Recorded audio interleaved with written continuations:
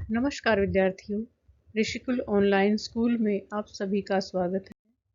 बच्चों, आज हम अपनी हिंदी कक्षा में अपठित काव्यांश से संबंधित कुछ मुख्य बिंदुओं पर चर्चा करेंगे। तो सबसे पहले बात करते हैं कि अपठित गद्यांश होता क्या है और अपठित गद्यांश किसे कहते हैं। बच्चों, परीक्षा में ऐसे काव्यांशों को प्रस्तुत किया जाता है जो पाठ्य पुस्तक से बाहर से लिए जाते हैं, जिनका पाठ्य पुस्तक से कोई संबंध नहीं होता।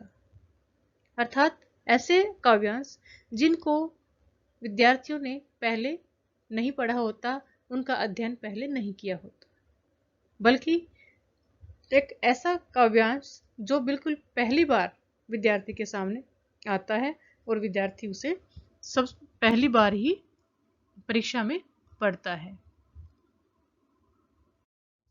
तो बात करते हैं कि काव्यांश पर आधारित प्रश्नों के बारे में।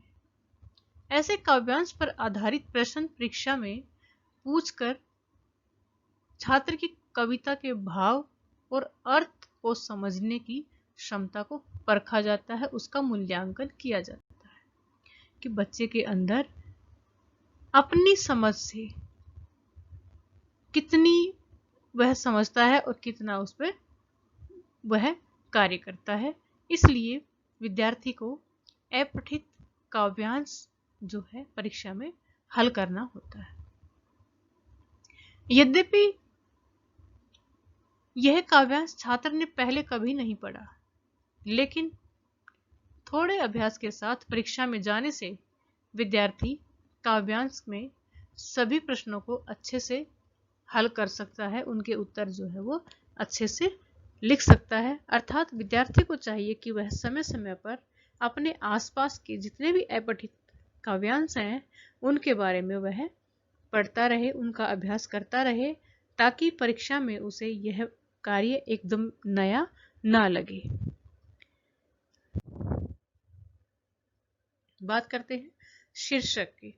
बच्चों, किसी भी विषय पर अगर हमें शीर्षक देना है तो शीर्षक का एक सबसे बड़ा गुण होता है कि वह संक्षिप्त होता है। कई बार तो केवल एक शब्द का भी हो सकता है, दो का भी, और या तो फिर एक 2-3 शब्दों तक ही यह रहता है। उसके बाद यह एक आकर्षक और अर्थवान होता है। बिल्कुल कि जो शीर्षक है हमेशा आकर्षक होना चाहिए, पढ़ने में पाठक को जो हो वो बहुत अच्छा लगना चाहिए, और वह अर्थवान भी होना चाहिए, उसका मीनिंग होना चाहिए, और उसका वह मीनिंग काव्यांश से जुड़ा हुआ होना चाहिए। अति लघु उत्तरीय और लघु उत्तरीय प्रश्नों के उत्तर में शब्द सीमा का ध्यान अवश्य रखना चाहिए,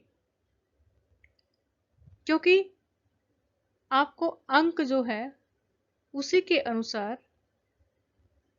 मिलेंगे। तो अपना समय और खराब न करते हुए आप जितना पूछा गया है सिर्फ उतना ही उत्तर आप दें, ताकि आपके शब्द सीमा जो है वो